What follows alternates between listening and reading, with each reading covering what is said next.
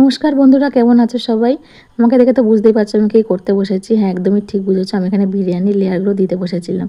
আর এখানে দেখো হাঁড়িতে আমার মাংসটা দেওয়াই হয়ে গেছে। আর তারপরে ওইখানে সরাসরি ভাতগুলো দিয়ে দিচ্ছিলো গরম হাঁড়ি থেকে তুলে। এই জিনিসটা না আমি ঠিক করতে পারি না, গরম ফ্যান থেকে তুলে সরাসরি দিতে হয় তো ওটা ওই করে দেয়। তারপরে এখানে বাকি মশলাগুলো আমি দিয়ে দিয়েছিলাম, মানে যা যা দিতে হয় আর কি। আর তোমরা তো অনেকেই জানো আমার দাদার মেয়ে এসছে, ও ছিল তো ওর জন্যই আরও বিশেষ করে করা। আমাকে বলেছিল যে বাড়ি গেলে আমাকে কিন্তু বিরিয়ানি করে খাওয়াতে হবে। আমি বলছিলাম তুই আয় তো আগে, তো অবশ্যই খাওয়াবো। তো সেই জন্য আরও বিশেষ করে আমার করা। আর বিরিয়ানি করতে করতে আমার প্রায় 10:30 বেজে গেছিলো। গল্প করতে করতে খেয়াল নেই যে রান্না করতে হবে। আর বসেছি পুরো 9টা বেজে গেছে, তখন রান্না বসিয়েছিলাম। আর শেষ হয়েছে পুরো 10:30টায় গিয়ে।